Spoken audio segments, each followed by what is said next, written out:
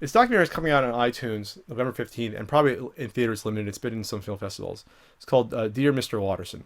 It's a documentary about Calvin and Hobbes, the famous comic strip that ran from 85 to 95, or January 1st, 96, technically. And it tracks a lot of artists that did things like I think Bloom County. Burke Breathitt. I was gonna say Burke Breathitt is in it. I don't know some of the other ones, but There's like he's 10 a or big so. one that I saw. There's a lot of artists yeah. in there that sort of pay their respect to Bill Watterson, and talks about some of the fans, like why it's so important. I think Seth Green's in it, some other people. So Calvin and Hobbes is my favorite comic strip of all time, and I believe it's probably, having not read a lot of like the old Pogo, things like that. Pogo's very good. It's probably still easily top 5 comic strips of all time. It's probably, among people that probably read them all, probably will say that. I grew up reading it. I've read all the books. I own all the books in soft cover and hardcover anthology. I know a decent amount about it. And so I'm looking forward to this documentary because it's one of those things where Calvin and Hobbes, when you talk about it, people's eyes light up and they get excited. But it's not, it doesn't seem to have this huge presence, partially because it's not commercialized at all. There's nothing you can buy officially for it. They only came out with three officially licensed products ever. One I own. I found the swap and I couldn't believe it. Two calendars. Yeah. 88, 89, and I think 87, 88, or 89, 90. And I found one at the swap meet. Miraculously, I saw it in a box. I couldn't believe it. You don't find those. And there was like this... it's a teaching tool. A teaching tool for, I think, the mentally disabled, or was it for diabetes? It was something like that. I thought it was language. Well, something like that. Way to go! We know what we're talking about, but it is a teaching tool. And I thought it was it was language. Again, though, it's so obscure though that it probably goes on eBay like once a year, and it'll probably go for like a few hundred. But the fact of the matter is, Calvin and Hobbes was brilliant for a few reasons. Adults could read it and have fun with it. Children could read it. They can look at the adventures, the stories, the great, absolutely fantastic artwork, like top-notch artwork. The layouts, it looked like it was painted a lot of times. The amount of detail that was put into it. Just the craft work of the artistry. But kids can get into it. Adults can get into it. There was a message for kids and adults, like the strip where it has the baby raccoon that dies, where you're crying at this story. That's one that kills me still to this day, is the raccoon arc, and the one where Calvin loses Hobbes. That one also particularly. See, people don't understand that, like, this Bill Watterson did this. I mean, there's always been strips like Prince Valiant that were serials, or even the Spider-Man, but what I think made Calvin and Hobbes more special was that, at least to me, was the stories went, like, the dailies were four panels, and then the Sundays, originally the Sundays were, the standard Sunday layout of like whatever it was, 10 or 12. And then he chopped it up and was able to do whatever he wanted. Yeah, then the last few years he was like, screw you syndicates, I'm going to do whatever I want. Then he had no layout, which was amazing to even get that done. That's a whole other conversation. But he carried these stories somewhat for like 3 weeks, and he carried these stories sometimes even with the Sunday to finish it off or intersperse it with it, which was fantastic that he did that. Which you didn't realize till you bought the books and saw that. Well, and it's odd because to be able to do that means that he was able to work on a short time frame. I don't know if a lot of people necessarily know how comics work, but say like some churning scumbag like Jim Davis or his drums. What they do is they write a batch, and they write them months and months in advance, and they send them off. And Sundays take more time than dailies. So usually the Sundays and dailies will get sent out at different times. What Watterson was able to do for some, not all, but some of his arcs was he was able to incorporate the Sundays into the arc. And that was done by being able to send in his comics on very short notice. On very short order, he was able to put these stories together and get them in. The papers would let him send them in on shorter notice instead of way in advance, so he could piece everything together. I thought he never knew exactly where he was going. I thought he read one time where the reason he couldn't always do that. Most of the time he couldn't intersperse the. No, he can't always do it. But I thought I read one time he did it because he was so far ahead he could. So maybe they did both. Possible, but yeah, he took a lot from Schulz, and he's even he's even stated that because Schulz has written stuff. Schulz is also one of the comic artists that his arcs can sometimes go on for weeks or months. I've read 30 years of Peanuts now. I mean, and some of those arcs can go on. I've been reading them sequentially. They go on, forever. I mean, they can go on for chunks of the book. But no, Calvin and Hobbes is, I mean, it's one of the best. And I do read a lot of newspaper comics. I've read Pogo and Crazy Cat, and I don't know if I would put Calvin and Hobbes above Peanuts. That's the one that's very dear to me. But Calvin and Hobbes is a very close second, and on the right day, it's the first. That comic came out in '85. I was very, very young. I'm not going to say how young, but too young to read. And I remember wanting to know what my parents were laughing so loud at. Mm-hmm. And I would ask, and they would, show me the pictures, and they would explain what was going on. And I mean, I think that's part of the reason why I feel so attached to it. It's one of the first things I learned how to read was Calvin and Hobbes. I don't exactly remember when I started reading it. I must have been about 7 or 8. But it was one of those things where, like, from the first time I saw it, I was like, this is something special. And back in the 80s, in the 80s were still a pretty big heyday for comic Sure, strips. it was Nowadays, the not so last. much. Nowadays, you're restricted to, there's the mainstays out there like Zits and Non Sequitur and things that are good. But, like, that was, like, you got your Sunday paper back in the 80s still. There was, like, 15 pages of comics sometimes. You were just going nuts. You could read it for a couple of hours. I remember the Buffalo News was... Far about Side 6. was in its heyday in the 80s. The Far Side, another brilliant one. Gary Larson. You had Bloom County or Outland going. I mean, you had a lot of... That was the last time you had something to look forward to in the comics pages. And I mean, I remember, as a kid, you don't expect things to change. I remember For reading better or comics. worse. Okay. Ugh. I remember reading comics in the late '90s and being like, what happened? Oh, things change. Not everything stays the same. But the other thing, Calvin and Hobbes was, as you had touched on, it was good for. It was still kids could get yeah. something out of it. Adults could get something out of it, and I think there's something very special about Calvin and Hobbes for people our age who have read it our whole lives and get something different out of it now than we did then. Yeah, it was philosophical. It's Calvin and Hobbes. Thomas Hobbes and John Calvin were philosophers. I mean, John Calvin was the Calvinism, Yes. Protestant Reformation. That's where they took their names from. Just right there. People don't realize that.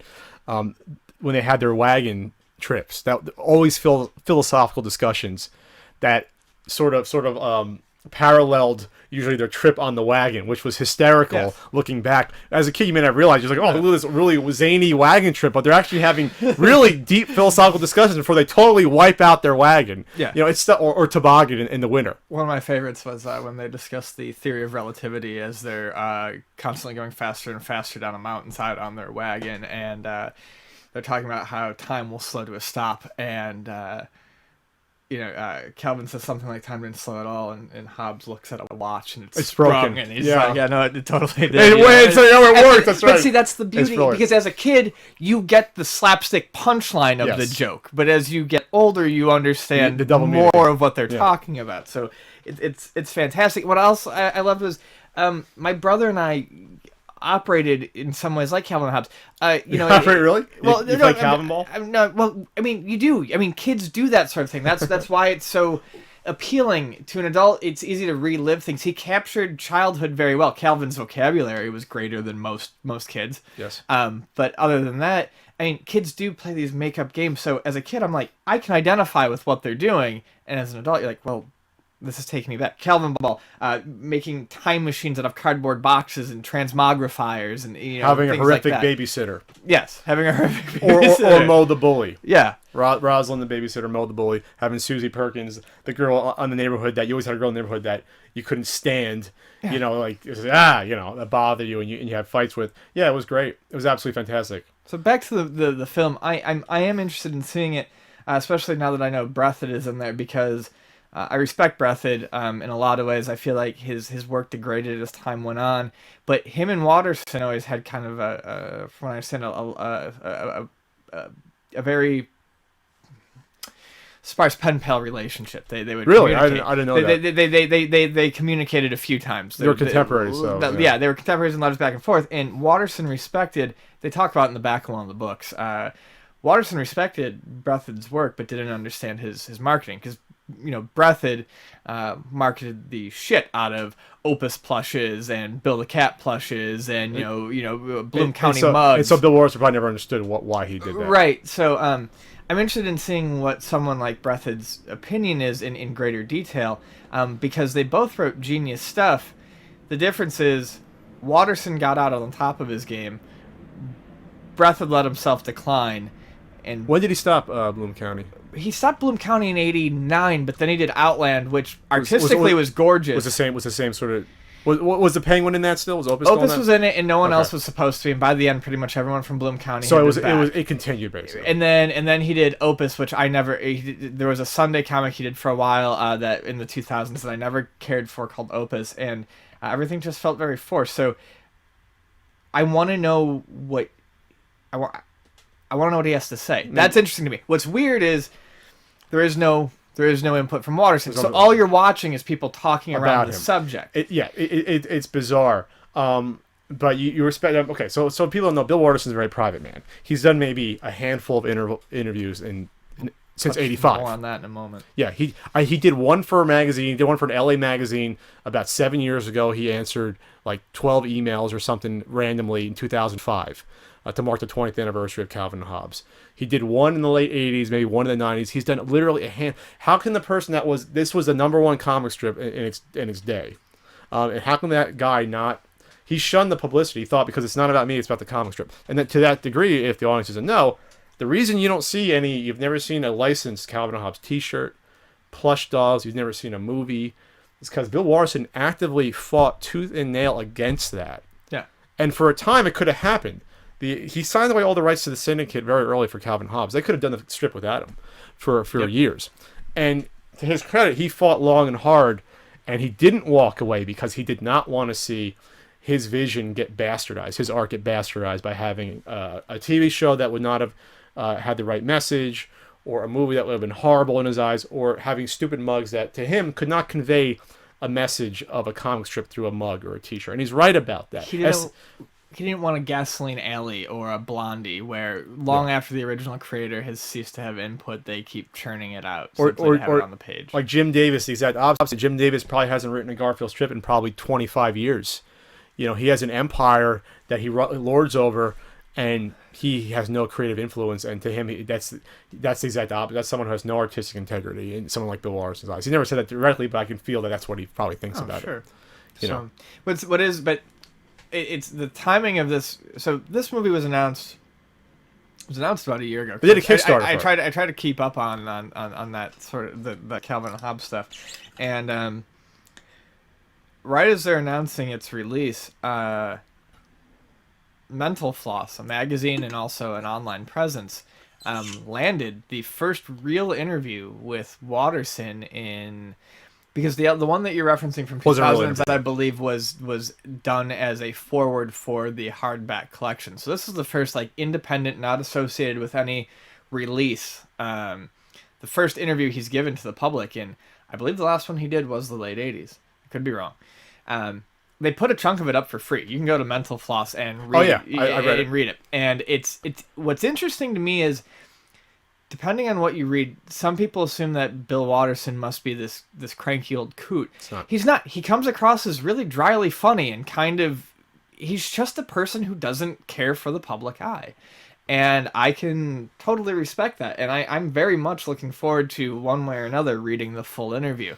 One of my favorite questions, just to give people a taste and hopefully they'll go check it out, is because it goes back to the licensing thing. The Mental Floss asks, we're pretty sure it's rumor, but we want to clear this one up. We heard a story about how a plush maker sent you a box of Hobbes plushes with unsolicited, and we heard that you immediately lit them on fire. And he said that's only partially true. It was my head that immediately lit on fire. He has a great sense of humor. Yeah, he does. He had a great sense of humor about the Calvin pissing on trucks decals. Yeah, and his line was, "After I'm long gone, I think might take it to immortality." Might take it to immortality, which is so. Funny. I look forward to reading more about the guy, because he's a guy I've always respected and admired, and I've always wondered what he's like now. I'm curious. Going back to Hobbes real quick, I'm sure people who are into Calvin and Hobbes know this, but if you don't know the strip, Hobbes is alive around Calvin, but to adults he's seen as a plush. But Bill Watterson purposely went out of his way to make sure that no one ever knew whether he was alive or not. Bill Watterson doesn't know if Hobbes was alive or not. He wrote it to the point where he doesn't know, and that's the main reason he never wanted a Hobbes plush, because if you make Hobbes a plush, he is a stuffed animal. And he never wanted that. I think his quote was, he said, I'll be damned if I let a toy maker decide that. Right. I don't even know it. I'm not going to let a toy maker decide. Yeah.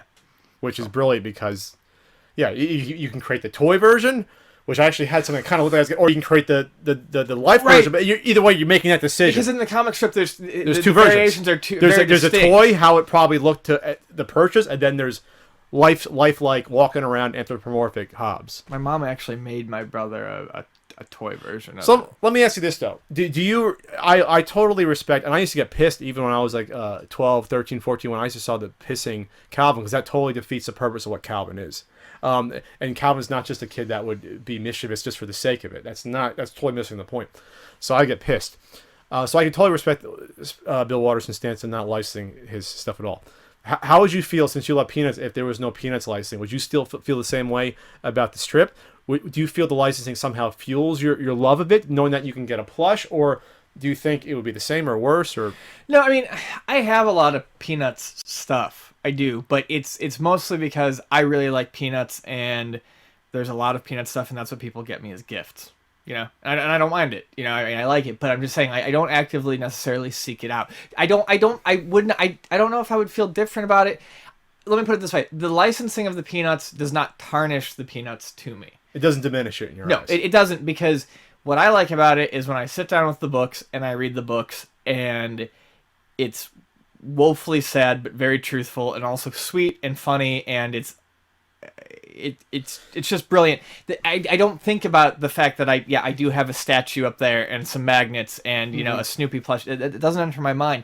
So I understand why Watterson didn't want to, but the fact that Schulz did doesn't really change anything. Doesn't change for me. You. No. When you watch all the movies they had, and they had what, a dozen movies or so. Well, you have to understand the specials. I mean, Schulz's hand was in the specials. Schulz made sure the specials were what he wanted them to be. I mean, if you read about the specials, he fretted long and hard about many of the early specials. And towards the end, I mean, he probably stopped caring so much, but it's Halloween and it's my favorite one. Great Pumpkin, Christmas, Thanksgiving. Those were all ones that he actively made sure were right. I mean, he was terrified for the premiere of Christmas. He thought it was going to flop, and he was afraid that it wasn't going to do his characters justice. I think Schulz, for a long chunk of his life, not always, was just as concerned about licensing, but in a different way. Watterson's approach was to just say, you know what, F it, I'm not dealing with it at all, whereas Schulz allowed it to give him anxiety attacks. Oh, I mean, that's what Watterson was trying to avoid. Maybe he heard the story. Maybe, that's possible. Because there probably was a point where he was probably open to it for the first couple of years, and then when he saw the popularity skyrocket, once it got to the late 80s, he probably was like, no, this is coming out life of its own. Well, I think it's even stated somewhere that what he saw happen with the Peanuts was one of his reasons as to why he did not want to do it with Calvin and Hobbes. And yes, it is one of the quaint things about Calvin and Hobbes that to me keeps it pure, so maybe it does affect something about the Peanuts. It's really to a degree. It's the only property like that that exists in my mind that's so popular that you can't find anything for it. It really, which is amazing. And I guess that purity, that's something about it that, you won't see anything until 7 years after his death. You won't be able to until the copyright's over. So, dear Mr. Watterson, I will watch it. I'm looking forward to it. I'm more excited about the Mental Floss interview because I really want to kind of get inside his head a little bit more. I'd love to just see him I'd love to see him do a television interview. I know he'd be against it. He's not gonna. I know, but I would just love to see him because he supposedly he looks like the dad. Like he looks like he modeled the dad after himself. There's an early picture of him. Oh yes, when he's in his late. He's only in his late 20s. He looks like the 30. He looks like a dad at 35. He had the mustache. He had the glasses. He's like leaning over. He's done it, and he drew himself one time, drawing Calvin and Hobbes. Yeah, and it's basically the dad. Looks like the dad, but it's great. I mean, of course, I've gone through. There's a couple of animated things on YouTube of kind of how that people have done their own, which he commented on. Yeah. He's saying he's kind of like, it's cool, it's whatever. That Yeah. he's not going to try to stop it, but it does make you wonder, what if there was a movie? What if it was done right? But in my head, I couldn't even see how. The only way, honestly, I could see how you even possibly do a movie right was not having a plot, just doing short little stories separate. That's Yeah, the only way you can possibly do it. You'd have to answer too many questions and make too many things concrete to do a movie. It's just, it would be tough. It would be tough to interweave. Well, we got to have Tracer Bullet. We got to have Spaceman Spiff. We got to have this. We got to have that. We got to have Susie. One of my favorites, whenever Susie and Calvin would play house, and they were drawing like traditional, like old school, like 1920, like the 40s, 30s and 40s yeah. comic strips where they look like drawing like real humans, and that was hysterical. My favorite, stuff and he was sort of underused, but I imagine it took a lot of work, was Tracer Bullet, where they would reverse where he would reverse the negative space. All that's the Tracer right. It was Bullet's white panels. It was black with white accents as opposed to white with black ink. So Yeah, they're gorgeous. And he did a lot of experimental stuff like that. Yeah. With the colors being, or the one time where the borders were all different, and the colors being muted and bleeding, and he did a lot of stuff that was out there. It's just, the last couple years of the strip were different. You can tell he was sort of losing his spark in terms of stories, but he was experimenting a lot more with the art. And I don't think he lost the spark. I think he knew he was getting to an end, and the last few years are far more emotional than they are comical. Is how I remember the last few years. Okay, I looked at it as he looked a little bit more bitter in how he was writing.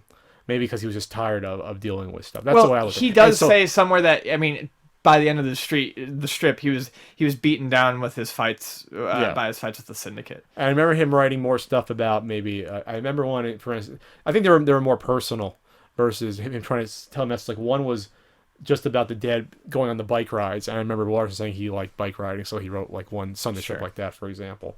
But no, it was sad to see it end. I didn't know it was ending.